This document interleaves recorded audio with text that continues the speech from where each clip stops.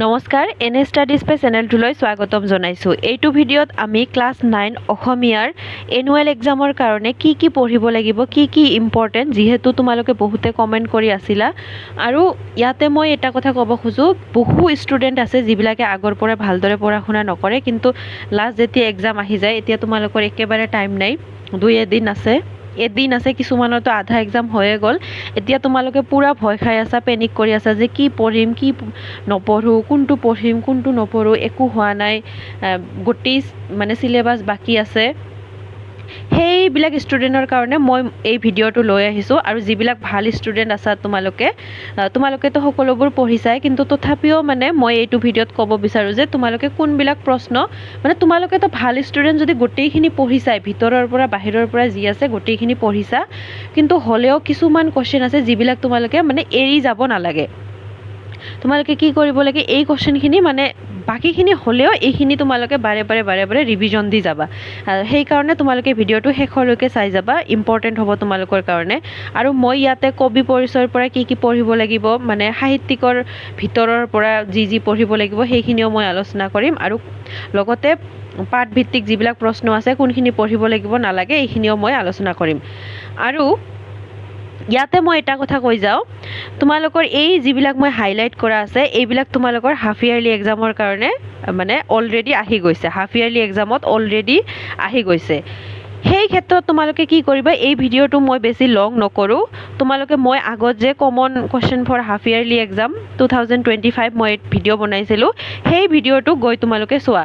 তাতে মই ভিতৰৰ কি কবি পৰিচয়, সাহিত্যিকৰ পৰিচয়, তাতে বহুত ধুনীয়াকৈ মই কি পঢ়িব লাগিব, কি নালাগে, ভিতৰৰ পৰা কি পঢ়িব লাগিব, কোনখিনি শব্দৰ অৰ্থ পঢ়িব লাগিব, কোনকেইটা কুৱেশ্যন পঢ়িব লাগিব, কেনেকৈ পঢ়িব লাগিব, কোনকেইটা পদ্যৰ সাৰাংশ পঢ়িলে তোমালোকে গোটেইখিনি ব্যাখ্যাবিলাক এনচাৰ কৰিব পাৰিবা, এই গোটেইখিনিয়ে মই বহুত ধুনীয়াকৈ আলোচনা কৰিছোঁ।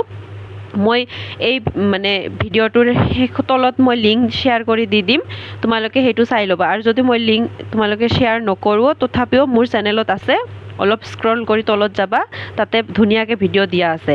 আৰু তোমালোকৰ যে আৰু এখন বৈচিত্ৰ্যময় অসম কিতাপ আছে, তাতে বেছি পঢ়িব নালাগে, এনেও দুটা এনচাৰ কৰিলে হৈ যায়, দুটা এনচাৰ কৰিব লাগিব। মই হাফ ইয়াৰলি এক্সামৰ আগত common question for half yearly exam বুলি মই এটা ভিডিঅ' বনাইছোঁ। তাতে 2-3টা জনগোষ্ঠীৰ বিষয়ে তিনিটা স্পেচিফিক কুৱেশ্যন আছে, যি তিনিটা পঢ়িলে তোমালোকে আৰু একো পঢ়িব নালাগে, তোমালোকে সেই ভিডিঅ'টো চাই ল'বা, চাই ল'লে তোমালোকে হৈ গ'ল। আৰু যিকেইটা চেপ্টাৰ বাকী ৰৈছে, সেই চেপ্টাৰকেইটা মই এইটো ভিডিঅ'ত আলোচনা কৰোঁ, ইম্পৰ্টেণ্ট কুৱেশ্যনখিনি আৰু ভিতৰৰ পৰা কি পঢ়িব লাগিব সেইখিনি আলোচনা কৰোঁ। বাকী তোমালোকে মই হাফ ইয়াৰলি এক্সামৰ আগত যিটো ভিডিঅ' বনাইছিলোঁ, সেই ভিডিঅ'টো চালেই একেবাৰে তোমালোকৰ হৈ যাব, তোমালোকে টেনশ্যন কৰিব নালাগে, সেইখিনি বহুত ধুনীয়াকৈ তোমালোকে পঢ়িব লাগিব। যিহেতু ওপৰৰ তিনিটা চেপ্টাৰ হাফ ইয়াৰলি এক্সামত আহি গৈছে, সেইকাৰণে প্ৰচণ্ড ধুমুহাই প্ৰশ্ন কৰিলে মোক ডক্টৰ ভূপেন হাজৰিকাৰ এইটো আলোচনা কৰোঁ। এইটো বহুত ধুনীয়া হয়, এই পয়েট্ৰিটো, কবিতাটো বহুত ধুনীয়া হয়। এই কবি পৰিচয়ৰ পৰা তোমালোকে কোনখিনি পঢ়িব লাগিব, এইখিনি যে মই দাগ দি দিছোঁ, 1956 চনত এৰাবাটৰ সুৰ চলচ্চিত্ৰৰ যোগেদি চৰিত্ৰ এৰাবাটৰ সুৰ কিমান চনত, এইটো।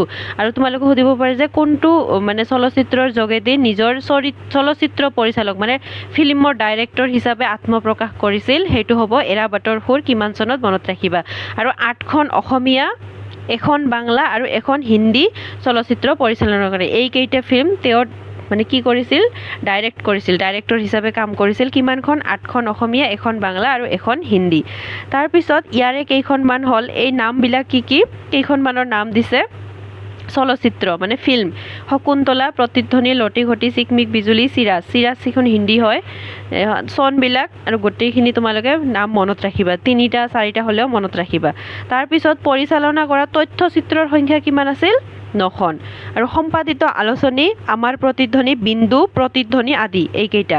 পিছত এটা ইম্পৰ্টেণ্ট হয় যে দাদা চাহেব ফাল্কে বঁটা লাভ কৰিছিল ডক্টৰ ভূপেন হাজৰিকাই, এইটো ইম্পৰ্টেণ্ট হয় আৰু মৃত্যুৰ পিছত পদ্মভূষণ সন্মান ভাৰতৰ যি সৰ্বোচ্চ 3টা সন্মান আছে তাৰে ভিতৰত এটা হয় পদ্মভূষণ সেই পদ্মভূষণ বঁটা লাভ কৰিবলৈ সক্ষম হৈছিল ডক্টৰ ভূপেন হাজৰিকাই আৰু কিমান চনত মৃত্যু হৈছিল এইটো লাগিব আৰু এইটো হয় এই মানে কবিতাটো কি হয় এটা গীতি কবিতা হয় কিমান চনত প্ৰকাশ পাইছিল 1963 চনত মনত ৰাখিবা তোমালোকক দিব পাৰে যে প্ৰচণ্ড ধুমুহাই মোক আমনি কৰে এইটো কি কবিতা হয় গীতি কবিতা আৰু এইটোৰ দ্বাৰা কি বুজাব চেষ্টা কৰিছে যে প্ৰকৃতি জগতৰ নানা উপাদানৰ পৰা নানা গুণ আহৰণ কৰি যেনেকৈ বজ্ৰৰ পৰা আমি কি গুণ আহৰণ কৰিব লাগে আকাশৰ পৰা আমি কি শিকিব লাগে এইবিলাক মানে প্ৰকৃতিৰ পৰা আমি নানা গুণ আহৰণ কৰি এজন ভাল মানুহ মহৎ ডাঙৰ মানুহ মানে মানৱীয় অনুভূতিৰ আমি জয়গান গাব মানে পাৰোঁ যে সেইটো বুজাব বিচাৰিছে ইয়াতে তোমালোকে এই পাঠবোধত যিখিনি কৈছে এইখিনি বহুত বেছি ইম্পৰ্টেণ্ট হয় পাঠবোধৰ গোটেইখিনি তোমালোকে মনত ৰাখিবা এইখিনি পঢ়িলে মানে যদি কিবা এটা কোৱেশ্চন দিয়ে তোমালোকে এনসাৰ কৰিব নোৱাৰা এইখিনি যদি মুখস্থ থাকে তোমালোকে এনসাৰ কৰিব পাৰিবাই এই কবিতাটোত কি কৈছে মানৱতাৰ সুৰ মানে ভাল মানুহ কেনেকৈ হ'ব লাগে কি মানে কৰিব লাগে কেনেকৈ মানে আমি উদাৰ হ'ব লাগে মনটো বিশাল হ'ব লাগে বেলেগক দান কৰিব লাগে এইবিলাক মানে মানৱতাৰ সুৰ কি কৈছে ধুমুহাৰ দৰে প্ৰচণ্ড শক্তি লাভ কৰি সমাজৰ উত্তৰণত সেই শক্তি প্ৰয়োগ কৰিবলৈ কবি আগ্ৰহী ধুমুহা যেনেকৈ প্ৰচণ্ড শক্তি দি আহে সেই প্ৰচণ্ড শক্তি লাভ কৰি সমাজৰ উত্তৰণত মানে সমাজৰ ভাল কামত ব্যৱহাৰ কৰিব লাগে সেই শক্তি বজ্ৰৰ দৰে নিৰ্ভীক আৰু বজ্ৰই যেনেকৈ শব্দ কৰে ধিৰিং ধাৰাক এইটোৰ দৰে নিৰ্ভীকতা মানে ভয় খাব নালাগে সমাজৰ কাম কৰিব লাগে উদান্ত কণ্ঠৰে নিজৰ মাতোতে ভয় খাব নালাগে মানে গৰজি কাম কৰিব লাগে জয়গান গাবলৈ ইচ্ছা প্ৰকাশ কৰিছে আৰু আকাশৰ বিশালতাই কবিক যেন সোঁৱৰাই দিছে সংকীৰ্ণতাৰ পৰিধি ভঙা এক মানৱিক উদাৰতাৰ কথা আকাশখন ইমান বিশাল কবিয়ে কৈছে যে সংকীৰ্ণতা মানে আমাৰ মনটো সীমিত কৰিব নালাগে বিশাল কৰিব লাগে ভাল পাব লাগে বেলেগক সহায় কৰিব লাগে এইবিলাক মুমূৰ্ষ মানৱক মানৱতাবোধেৰে পুনৰ সঞ্জীৱিত কৰাটোৱে কবিতাটোৰ মুখ্য অভিপ্ৰায় মুমূৰ্ষ মানৱক কি কৰিছে মানৱতাবোধ মানুহবিলাক ইমান হাৰ্টলেছ হৈ গৈছে সেই মানুহবিলাকক মানৱতাবোধেৰে পুনৰ মানে জীৱিত কৰাটোৱে হৈছে কবিতাটোৰ মুখ্য অভিপ্ৰায় বহুত ধুনীয়া হয় শ্বৰ্ট হয় মুখস্থ কৰিবা তোমালোকে ইয়াতে এইটো শব্দৰ অৰ্থ তোমালোকে পঢ়িবা বজ্ৰৰ গৰ্জনে বক্ষ উজাৰি ক'লে এইটো পঢ়িবা তোমালোকে মুমূৰ্ষ আৰু মুমূৰ্ষৰ শব্দৰ অৰ্থটো তোমালোকে পঢ়ি চাবা ইয়াৰ পৰা তোমালোকে এইকেইটা প্ৰশ্ন চাব লাগিব যিকেইটা মই দাগ দি দিছোঁ একৰ কটো গটো আৰু এইটো প্ৰচণ্ড ধুমুহাই কবিক কি প্ৰশ্ন কৰিছিল এইটো তাৰপিছত 3 নম্বৰটো লাগিব এইটো বহুত ইম্পৰ্টেণ্ট হয় সঁচা উদাৰতাই আকাশৰ দৰে বিশাল হ'ব কৈছে এইটো সঁচা উদাৰতা কথাষাৰেৰে কি বুজাব বিচাৰিছে তাৰপিছত 5 নম্বৰটো আৰু এইটো আকাশ ধুমুহা আৰু বজ্ৰক তোমালোকে মূল ভাৱটো যদি লিখি দিয়া তথাপিও এই এনসাৰটো হ'ব আৰু এই আকাশ ধুমুহা বজ্ৰক এই কোৱেশ্চনটো যদি তোমালোকে পঢ়া এইটো যদি তোমালোকে পঢ়া ইয়াতে যে সুধিছে বজ্ৰই কবি কি দিলে এই বজ্ৰক কিয় প্ৰণিপাত কৰিব লাগে এইখিনি কোৱেশ্চন যদি এনসাৰ যদি তোমালোকে ইয়াতে পঢ়া এই এনসাৰটো অট'মেটিকলি তোমালোকে লিখিব পাৰিবা মানে এইখিনি বজ্ৰই কবি কি দিলে বজ্ৰৰ পৰা কবিয়ে কি শিকিলে এইখিনি যদি মুখস্থ কৰা এই এনসাৰটো তোমালোকে এনেও লিখিব পাৰিবা আৰু ধুমুহাই কি ক'লে আকাশে কি শিকালে এইখিনিয়ে তাৰপিছত এইটো যদি মানে সময় থাকে এইটো এবাৰ চাই ল'বা কিহৰ দ্বাৰা দিগন্ত কপাবলৈ মন মেলিছে আৰু যদি সময় নোপোৱা তেতিয়াহ'লে নালাগে আৰু মই তোমালোকক ব্যাখ্যা মুখস্থ কৰিব নকওঁ কাৰণ তোমালোকে এই যে পাঠবোধ বা মূল ভাৱখিনি যে মুখস্থ কৰিলা সেইখিনি যদি লিখি দিয়া তথাপি হৈ যাব ইয়াতে 3টা বস্তুৰ বিষয়ে কৈছে ইয়াতে তোমালোকে বজ্ৰৰ বিষয়ে লিখিব লাগিব ইয়াতে আকাশ আৰু ইয়াতে ধুমুহাই কেনেকৈ শক্তি প্ৰদান কৰিলে এইখিনিয়ে তোমালোকে মূল ভাৱটো যদি পঢ়া নাইবা এই 6 নম্বৰ কোৱেশ্চনটো যদি পঢ়া তোমালোকে সেইখিনি এই ব্যাখ্যা কেইটাত লিখি দিলে হৈ যাব জাষ্ট ওপৰত যে ব্যাখ্যাৰ কাৰণে পঢ়িব লাগে উক্ত কথা ফাকি এইখিনি লিখিলেই এইখিনি ওপৰত লিখি দিবা আৰু মাজত ক'বা যে বজ্ৰই কবি কি শক্তি দিলে তাৰপিছত তলত এইখিনি লিখি দিবা এই পাঠবোধ বা মূল ভাৱখিনি বা 6 নম্বৰ এনসাৰটো পঢ়িলে যি মুখস্থ কৰা সেইখিনিয়ে তোমালোকে যিকোনো ব্যাখ্যা আহিলে তাতে লিখি দিবা এক্সট্ৰাকে তোমালোকে মুখস্থ কৰিব নালাগে এতিয়া আৰু সময় নাই নেক্সট ভাষা বিষয়ক মানে ব্যাকৰণখিনিৰ পৰা কি পঢ়িব লাগিব এই 5 নম্বৰটো পঢ়িবা সমাৰ্থক শব্দ তাৰপিছত এইটোতো একেবাৰে ইজি হয় ন কিয় ব্যৱহাৰ হৈছে আৰু মধিনাশ কিয় ব্যৱহাৰ হৈছে এইকেইটা একেবাৰে ইজি হয় মুখস্থ কৰিবা আৰু এইটো ইম্পৰ্টেণ্ট হয় 8 নম্বৰটো সন্ধি ভাঙা এইটো বহুত বেছি ইম্পৰ্টেণ্ট হয় এই 3টা আছে যে সন্ধি ভাঙা এইকেইটা চাই ল'বা তাৰপিছত নেক্সট মোৰ দেশ হীৰেণ ভট্টাচাৰ্যৰ এইটো বহুত দেশ প্ৰেমৰ মানে কবিতা হয়। নিজৰ ঠাইখনক কেনেকৈ ভাল পাইছে কবিয়ে, এইটোৰ হীৰেণ ভট্টাচাৰ্যই এইটোৰ বিষয়ে মানে আলোচনা কৰিছে। বহুত সুন্দৰ এটা কবিতা হয়। ইয়াৰ পৰা কি কি পঢ়িব লাগিব সেইখিনি আলোচনা কৰোঁ আমি। মেইন ইম্পৰ্টেণ্ট কথাটো হ'ল হীৰেণ ভট্টাচাৰ্যক সুগন্ধি পখিলাৰ কবি বুলি জনা যায়। ইম্পৰ্টেণ্ট হয়, মনত ৰাখিবা। তেওঁৰ কবিতা পুথি হ'ল ৰৌদ্ৰ কামনা, তোমাৰ বাঁহী, সুগন্ধি পখিলা, বিভিন্ন দিনৰ কবিতা, মোৰ প্ৰিয় বৰ্ণমালা ইত্যাদি। ৰৌদ্ৰ কামনা, তোমাৰ বাঁহী, সুগন্ধি পখিলা, বিভিন্ন দিনৰ কবিতা, মোৰ প্ৰিয় বৰ্ণমালা ইত্যাদি। তাৰপিছত হীৰেণ ভট্টাচাৰ্যই কোনখন কিতাপৰ কাৰণে সাহিত্য একাডেমী বঁটা লাভ কৰিছিল? শইচৰ পথাৰ মানুহ। মুখস্থ কৰিবা, শইচৰ পথাৰ মানুহ এইটোৰ কাৰণে কি বঁটা লাভ কৰিছিল? সাহিত্য একাডেমী বঁটা। তাৰপিছত মই আগতে ক'লোৱে মোৰ দেশ কবিতাটিত এই পাঠবোধখিনি তোমালোকে মুখস্থ কৰিব লাগিব, কাৰণ এইখিনি মুখস্থ কৰিলে এইটো মানে কবিতাৰ পৰা যি কুৱেশ্যন নাহে কিয় তোমালোকে এইখিনি যদি লিখি দিয়ে একেবাৰে মানে 2 মাৰ্কটো তোমালোকক দিয়ে দিব। সেইকাৰণে এইখিনি তোমালোকে মুখস্থ কৰিয়ে যাবা। কি ভাৱ ফুটি উঠিছে? দেশ প্ৰেমৰ নিভাঁজ ৰূপ জিলিকি উঠিছে। কবি তেওঁৰ শৈশৱ আৰু যৌৱন অতিবাহিত কৰা দেশখনৰ প্ৰতি সদায় দায়বদ্ধ। মানে নিজৰ যৌৱন শৈশৱ এই দেশখনত অতিবাহিত কৰিছে, সেইকাৰণে তেওঁ নিজৰ দায়িত্ব আছে, দায়বদ্ধ। দেশৰ ঐক্য সংহতি সম্প্ৰীতিৰে তেওঁ সদা সচেতন প্ৰহৰীস্বৰূপ। মানে দেশৰ ঐক্য একতা সংহতি এইবিলাক সম্প্ৰীতি মিলা প্ৰীতি বজাই ৰাখিব খোজে। দেশৰ হকে কিবা এটা কৰাৰ প্ৰতিশ্ৰুতি কবিতাটিৰ মাজত জিলিকি উঠিছে।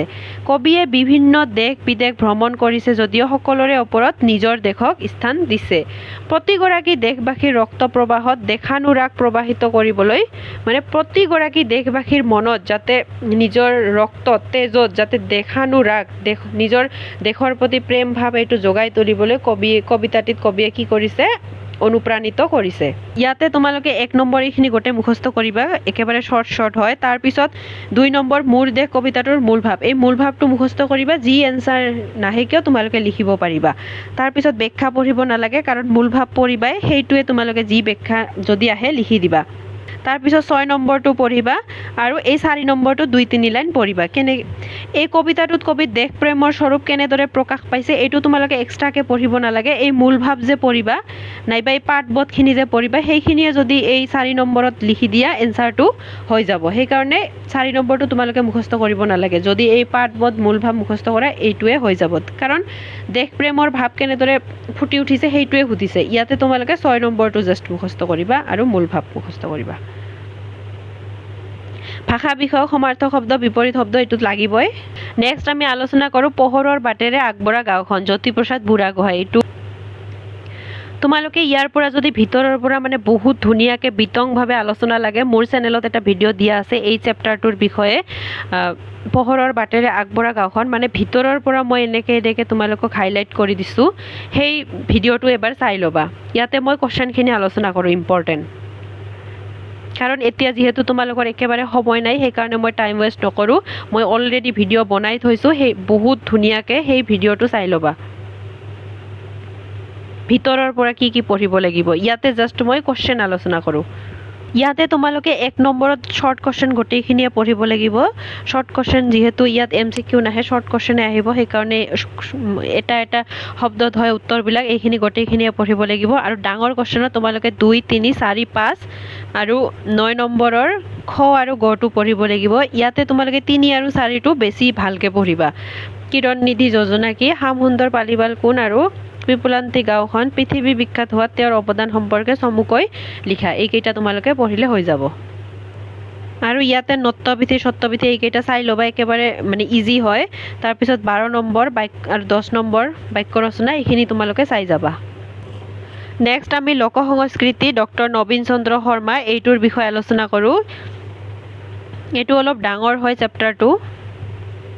ইয়াতে তোমালোকে ভিতৰৰ পৰা এইখিনি পঢ়িবা যে লোক সংস্কৃতিৰ বিষয়বস্তু প্ৰধানভাৱে 2টা ভাগত ভগাব পাৰি, লোক সাহিত্য বা বাচিক কলা, লোকজীৱন। তাৰপিছত এই বাচিক কলা কেইটিমান উপভাগত ভগাব পাৰি, লোক বা মৌখিক কবিতা, গদ্যধৰ্মী লোককথা, সাঁথৰ লোকভাষা। এইকেইটা তোমালোকে পঢ়িবা, ইয়াৰ পৰা মুখস্থ কৰিবা।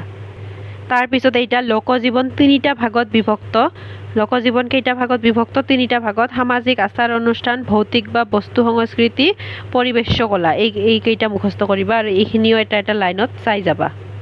ইয়াতে তোমালোকে এই লাইনটো পঢ়িব লাগিব।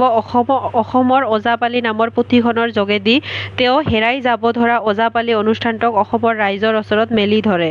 ইয়াতে সমল মানে কি এইটো জানিব লাগিব। তাৰপিছত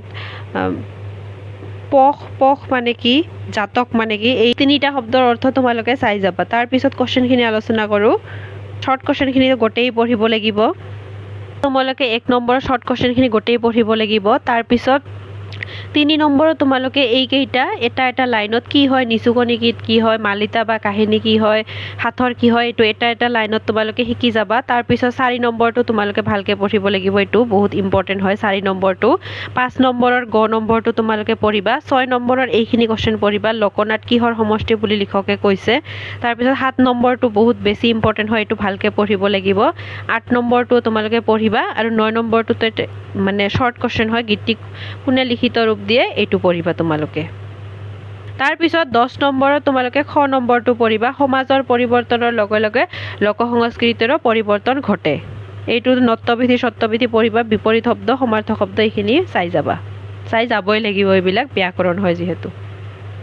আমি সুখটো বাকী আছিল, হাফ ইয়াৰলিত অহা নাই। সুখটো আলোচনা কৰোঁ। সুখ কোনে লিখিছে? আনন্দ চন্দ্ৰ আগৰৱালা।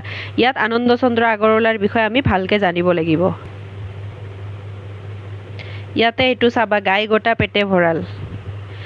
আনন্দ চন্দ্ৰ আগৰৱালা কি হয়? ভাঙনি কোঁৱৰ বুলি আখ্যা দিয়া হয়। আমি দুটা পালোঁ, সুগন্ধি পখিলাৰ কবি আৰু ভাঙনি কোঁৱৰ বুলি কাক কোৱা হয়।